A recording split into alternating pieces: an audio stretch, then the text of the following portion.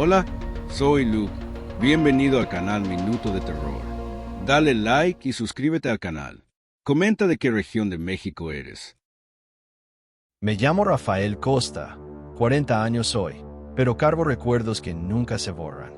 Vivo en León, ciudad grande y llena de movimiento, pero lo que voy a contar pasó cuando tenía 13 años, a finales de 1998, allá en el interior de Tabasco, en un rancho perdido entre Jalpa y Teapa, como a 420 kilómetros de Villahermosa. Vivíamos de favor en una casita sencilla de ladrillo crudo, pared encalada de blanco, ventana pintada de azul claro, rodeada por un monte espeso que parecía tragarse todo alrededor. El piso de tierra sonaba bajo los pies, y el olor a suelo mojado se mezclaba con el perfume de las flores silvestres. Mi padre, don Antonio Bento, y yo sacábamos el sustento de una milpa pequeña detrás de la casa. Cada día cruzábamos un sendero angosto que cortaba el monte para llegar allá. Era fresco, callado, solo se escuchaban pájaros, grillos, de vez en cuando, el tronido de alguna rama quebrada por armadillo o conejo. El vecino más cercano quedaba a unos 16 kilómetros de terracería. Le decíamos Don Leo, pero su nombre de pila era Leocadio. Vaquero de leche, vivía solo desde que su mujer murió de fiebre. Hombre de pocas palabras, cara seria, ojos saltones que parecían atravesar el alma. Mi madre, Doña Rosa, muy católica, siempre decía que él se metía en cosas pesadas, brujería, trabajos. Mi padre reía, decía que solo era un hombre callado por la viudez, pero yo siempre sentía un escalofrío al cruzar esa mirada. Un viernes de noviembre, el dueño del rancho, don Otaviano, invitó a toda la familia al cumpleaños de 18 años de su hija. Sería la primera fiesta grande de mi vida, con música, comida abundante y gente de toda la región. Pasé el día contando los minutos para terminar el trabajo. Cuando el sol empezó a bajar, como a las 6 de la tarde, guardamos las azadones y volvimos por el camino. Entonces el aire cambió. Se puso pesado, cargado, como si alguien hubiera encendido azufre mojado. Mi padre se detuvo y preguntó bajo: ¿Sentiste eso, hijo? Respondí que sí, con la garganta seca. De repente vino un olor horrible de carroña mezclado con huevo podrido y metal quemado. Antes de decir nada, escuchamos un ruido grave, medio jabalí, medio perro gruñendo hondo. Mi padre me jaló detrás de él. Fue ahí cuando la cosa salió del monte alto. Era alta, flaca, jorobada, cubierta de pelo negro ralo y lleno de huecos. La cabeza parecía un perro deformado, hocico largo, dientes como colmillos saliendo de la boca, orejas enormes y caídas. Cuando miré sus ojos, mi sangre se heló. Eran exactamente iguales a los de Don Leo. Esa mirada muerta, solo que brillando rojo en la oscuridad. Grité tan fuerte que la criatura retrocedió un paso. Mi padre sacó el machete de la cintura y gritó: «Aléjate, cosa mala. Te acercas y te corto entero». El bicho soltó un gruñido ronco, un sonido que parecía ladrido mezclado con gargareo, y se metió rápido en el monte, dejando atrás un rastro de olor insoportable. Mi padre me cargó y corrió hasta la casa. Llegamos sudados, cerró puertas y ventanas, contó todo a mi madre. Ella solo hizo la señal de la cruz varias veces y dijo: «Siempre dije que ese hombre no era bueno». Esa noche no fuimos a la fiesta. El silencio dentro de la casa parecía más pesado que el ruido de la criatura. Al día siguiente fuimos a la hacienda a contarle a don Otaviano. Escuchó todo en silencio, ojos fijos en el suelo, y dijo: «Entonces Leo volvió a hacer lo que hacía antes». No explicó más. 4 días después, don Leo desapareció de la región. Se fue con la ropa puesta, dejó hasta el caballo en el corral. Nunca más nadie supo de él. Hasta hoy no sé si era el mismo don Leo transformado o si era otra cosa usando su rostro. Solo sé que nunca más entré en ese camino solo, ni de día ni con sol alto. Cuando paso cerca en carro, siento el mismo peso en el pecho y aquel olor feo regresa en la memoria. Los años pasaron, pero el recuerdo no se borró. A veces, cuando estoy solo, pienso en lo que habría pasado si mi padre no hubiera tenido el machete en la mano. Pienso también en las historias que los viejos contaban sobre hombres que se volvían bestia, lobos, almas penando por el monte. Tal vez era superstición, tal vez verdad. Lo que vi esa noche no cabe en explicación sencilla. Hoy, adulto, entiendo que ciertas memorias se vuelven marcas. Esa mirada roja, igual a la de Don Leo, me acompaña como sombra. No importa cuántas ciudades conozca, cuánta gente encuentre, siempre cargo conmigo el silencio pesado del monte y el olor de podredumbre que antecedió la aparición. Buenas noches, y cuidado cuando el monte se quede demasiado callado, porque a veces el silencio no es paz, es aviso.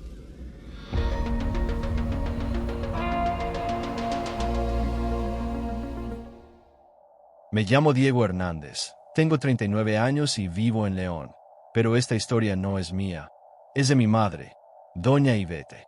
Ella me la contó tantas veces que la sé de memoria. Pasó hace casi 50 años, por 1976, en el norte de Sonora, en un poblado llamado San Domingo del Río, cerca de Navojoa. Mis abuelos eran don Raimundo, conocido como Mondico del Arroyo, y mi abuela Ana Lucía, la Anita. Acababan de tener a su primera hija, mi tía Rosalina, la Rosa, nacida en casa con partera. La partera más antigua del pueblo, Doña Zenaida, envolvió a la niña en un rebozo y advirtió con firmeza: Raimundo, bautiza a esta criatura cuanto antes en la iglesia, porque anda rondando un hombre lobo por estas tierras. Mi abuelo, hombre terco, se rió en su cara, tomó un trago de mezcal y dijo que si aparecía un bicho de esos lo llenaba de balas y todavía lo remataba con machete. Una semana después, cerca del Jueves Santo, consiguió trabajo en una carbonera y la familia se mudó a un jacal de palma y barro en medio del monte. Mi abuelo crió 4 perros bravos para cuidar el patio. Esa noche de jueves, con luna llena que parecía faro, decidió salir a cazar armadillo y tejón. Mi abuela lloró, le rogó que no fuera, que era Semana Santa. Él respondió: deja de cuentos, mujer, voy a la orilla del arroyo y regreso pronto. Tomó la escopeta de 2 cañones que había sido de mi bisabuelo, subió a un mezquite viejo y se puso en guardia. Apenas se acomodó, llegó ese olor terrible de podredumbre mezclado con azufre. Las ramas empezaron a quebrarse pesadas. Cuando la cosa apareció, mi abuelo vio: cuerpo de hombre alto, todo cubierto de pelo negro, cabeza de lobo enorme, ojos rojos como brasas encendidas, patas grandes con uñas negras. El bicho olfateó el aire, miró hacia arriba y de un salto subió medio tronco. Mi abuelo disparó el primer tiro. Rozó el costado. La bestia soltó un aullido que hizo volar a los opilotes y bajó corriendo. Mi abuelo saltó del árbol y corrió al jacal. Llegó más pálido que cal. Mandó a mi abuela apagar el candil. Los perros empezaron a gemir como si los golpearan. De repente la pared de carrizo se quebró. La puerta voló. La cosa intentó entrar rasgando todo con las garras. Mi abuelo encajó la escopeta en la rendija y disparó el segundo tiro. Esta vez le dio en el pecho. La bestia lanzó un rugido que sacudió el suelo, dio la espalda y desapareció en la oscuridad dejando un rastro de sangre espesa. Pasaron la noche rezando. Mi abuela con la Rosa pegada al pecho, mi abuelo sentado en medio del jacal con la escopeta en las piernas y el rosario en la mano. Al amanecer salió con 3 compañeros de la carbonera a rastrear al bicho. Caminaron leguas. Solo hallaron el rastro de sangre que se detenía de golpe en medio de la nada, como si la criatura hubiera sido jalada al cielo o tragada por la tierra. Días después mi abuela visitó a su comadre, doña Nilsa. La encontró llorando. Su marido, don Gerardo Armadillo, había desaparecido desde el Jueves Santo. Salió a cortar leña y nunca volvió. Mi abuela contó todo. Cuando repitió a mi abuelo, él solo murmuró: era el Anita, era Gerardo. Ahora ya debe estar pagando en el fuego eterno. Mi abuela corrió y bautizó a la Rosa en la primera misa después de Pascua. Mi abuelo nunca más salió a cazar en Semana Santa. Encendía velas cada Viernes Santo y rezaba letanías. Con el tiempo la historia se volvió advertencia. En San Domingo del Río la gente aprendió a cerrar la puerta temprano cuando la luna se ponía demasiado llena y el monte demasiado callado. Mi madre siempre termina igual. Fue para que Mondico aprendiera a respetar lo que no tiene explicación. Yo creo cada palabra, porque mis abuelos eran gente seria, que nunca inventaba cuentos. Y cuando la luna ilumina el monte y el silencio pesa, también siento que hay cosas que no pertenecen al mundo de los hombres. Buenas noches, y cuidado con lo que ronda en la oscuridad.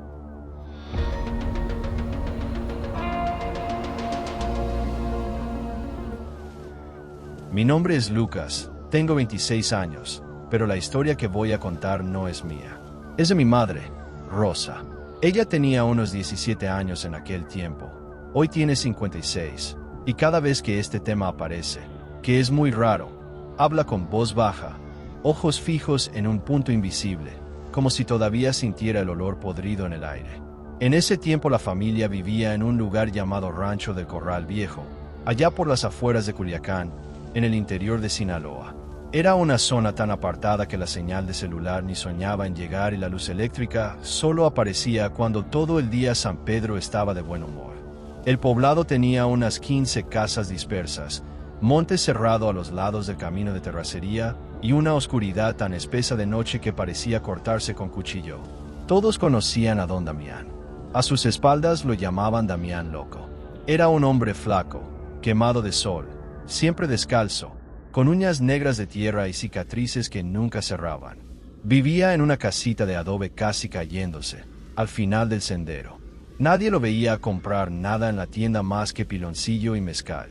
Decían que se convertía en hombre lobo los viernes de luna llena, pero nadie tenía valor de comprobarlo. Mi madre adoraba ir a las fiestas en casa de mi padre, que en ese tiempo era el rey del pasito, de esos bailes norteños de los 80 donde la gente todavía bailaba pegadito. Esa noche mi abuela, doña Lourdes, le pidió que no saliera. Dijo que había soñado con un perro negro rondando la casa y despertó con el corazón apretado. Mi madre, terca, contestó que un sueño era solo un sueño y se fue. Salió de la fiesta como a las 3 de la mañana, sola, caminando. El camino era una línea de tierra roja que cortaba el monte, sin postes ni nada. Solo había un árbol enorme, una higuera centenaria plantada en medio del sendero, única referencia. Cuando llegó cerca del árbol, vio a lo lejos una figura quieta. Parecía un perro, pero demasiado grande, negro a su lado, sentado en medio del camino, mirándola fijo. Los ojos eran dos carbones encendidos, rojos, brillando en la oscuridad. El olor era de carroña, de algo muerto hacía días. Mi madre dice que el cuerpo se le heló, pero no retrocedió. Cruzó al otro lado despacio, sin quitar la vista del animal. No gruñó, no avanzó, no se movió un centímetro. Solo giró la cabeza siguiéndola hasta que desapareció en la curva. Cuando llegó a casa, temblando, contó a mi abuela que le dio agua con azúcar y la hizo rezar el credo al revés 3 veces. Después de esa noche, Damián desapareció. Su casa quedó cerrada 5 semanas. Nadie lo vio salir. Nadie escuchó carreta. Nada. Cuando volvió estaba peor. Más herido, con cortes profundos en brazos y pecho, como si hubiera peleado con jaguar. Hablaba menos. Solo miraba torcido a quien pasaba. Años después, cuando nació mi tía menor, el mismo animal apareció en la casa de mis abuelos paternos. Mi padre, que tenía 10 años, recuerda despertar con arañazos en la puerta de madera y un gruñido tan grave que hizo temblar el suelo. Mi abuelo tomó el machete y abrió la puerta de golpe, pero solo alcanzó a ver una sombra negra saltando la barda y perdiéndose en el cañaveral. Damián fue hallado muerto 7 años después, cerca del arroyo que cruza el rancho. Estaba desnudo, lleno de marcas de dientes y garras, como si algo mucho mayor lo hubiera destrozado. El pueblo dijo que fue otro hombre lobo que lo sorprendió en forma de bestia. Mi madre nunca volvió a pasar sola por aquella higuera. Hasta hoy, si ve un perro grande y negro en la calle, se paraliza, se pone blanca y cruza al otro lado. Y yo, cada vez que escucho un perro aullar en la madrugada, siento un escalofrío que no sé explicar. No es miedo, es como si algo dentro de mí reconociera esa mirada roja que mi madre enfrentó. Porque lo peor no fue que el animal la persiguiera. Lo peor fue que la dejó pasar, como diciendo, te conozco. Hoy no, pero sé quién eres. Y nunca sabemos si la perdonó por compasión o porque tenía algo guardado para después. Buenas noches, y cuidado con lo que ronda en la oscuridad.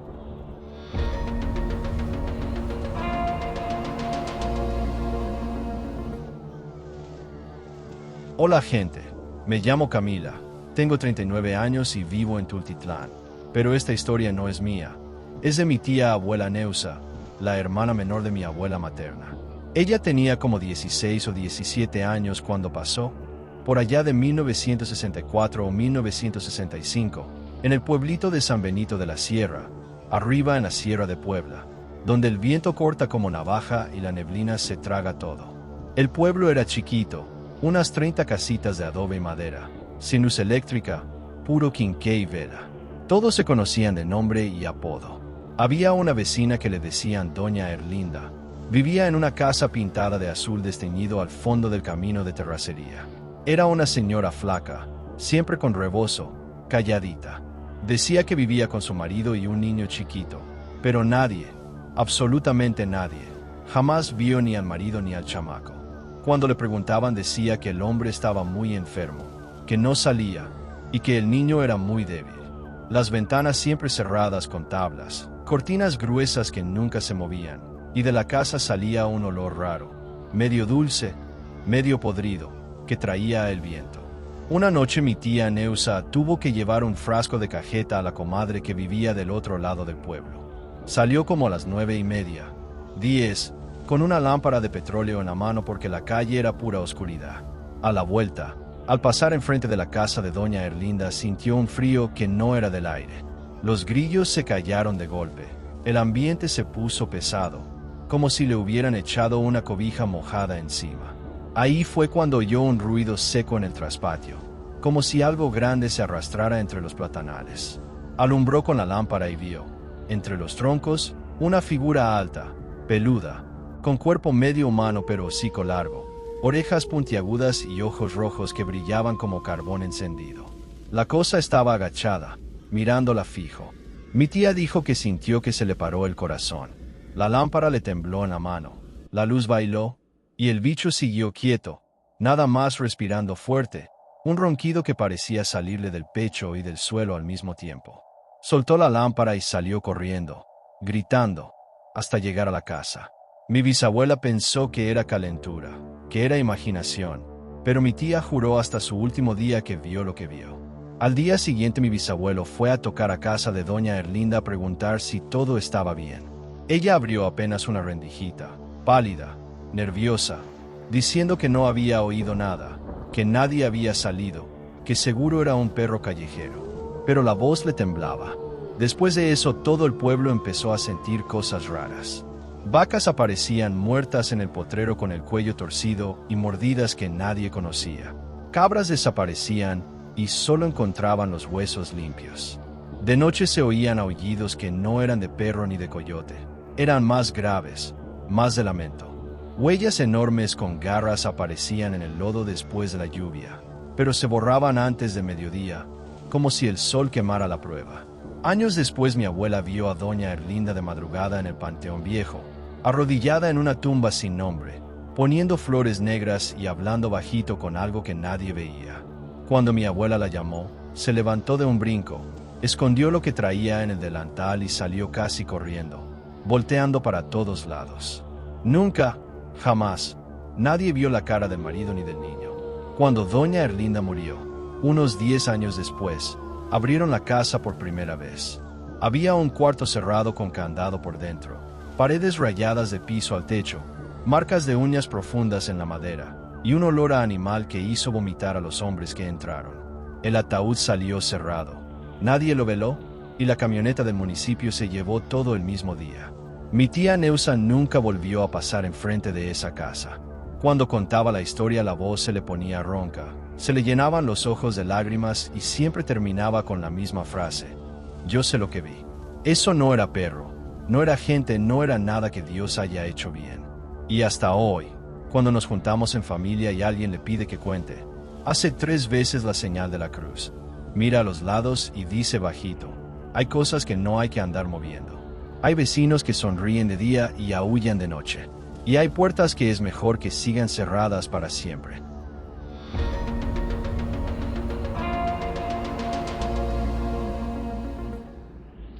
Buenas noches.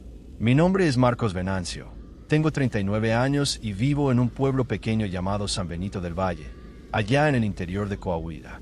Es un lugar sencillo, con calles angostas, casas bajas y vecinos que se conocen por nombre y por historias que se cuentan rápido.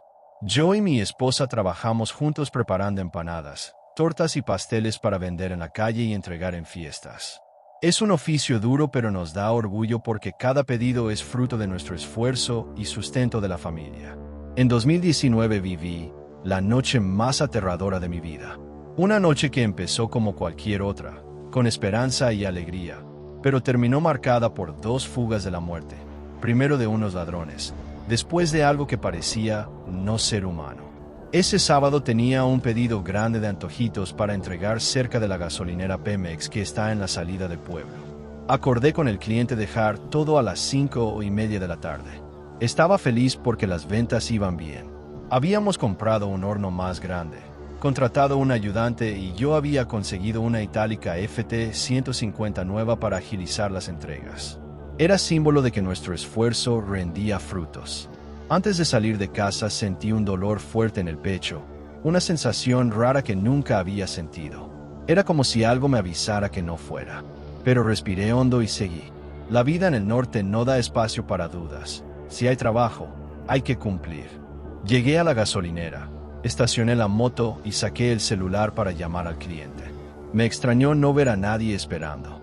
El patio estaba vacío, solo el despachador sentado en una silla mirando al horizonte. En ese momento todo cambió. 2 hombres armados aparecieron detrás de mí. Uno traía una pistola en la cintura, el otro apuntaba con una escopeta vieja. La orden fue clara: bajar de la moto despacio y caminar hasta un Volkswagen Jetta gris escondido atrás. Uno de ellos encendió mi moto y salió adelante. Yo fui empujado al asiento trasero del carro con los otros 2. El Jetta siguió detrás de la moto por un camino de terracería que cruzaba el monte. Cada kilómetro aumentaba mi certeza: no me soltarían vivo. Después de 20 minutos el hombre de la moto se detuvo en medio de la nada. El carro paró atrás. Me ordenaron bajar. Uno dijo con frialdad: sigue este camino recto y tarde o temprano llegarás al pueblo. Luego tomaron mi cartera, celular, reloj y hasta la cadena que mi esposa me había regalado en nuestro aniversario. Me mandaron acostarme boca abajo en la tierra y no levantarme hasta que no escuchara más los motores. Cuando los vehículos desaparecieron lloré como niño. No era por lo que se llevaron, era por estar vivo.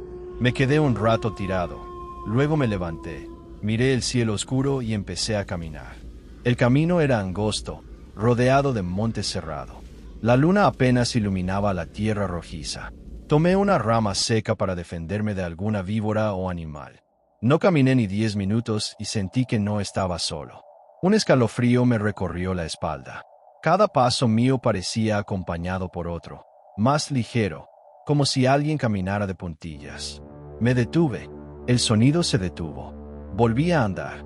El sonido regresó. Empecé a rezar bajito. De repente escuché algo escarbando la tierra, como jabalí buscando raíces. Miré al lado y vi el pasto alto moviéndose. Pensé en jabalí, animal bravo que ataca en manada. El corazón se me aceleró. Corrí lo más rápido que pude. El ruido venía detrás, más veloz que yo. Vi un árbol de mezquite y salté para agarrar una rama, subiendo como pude. Fue entonces que la cosa salió del monte.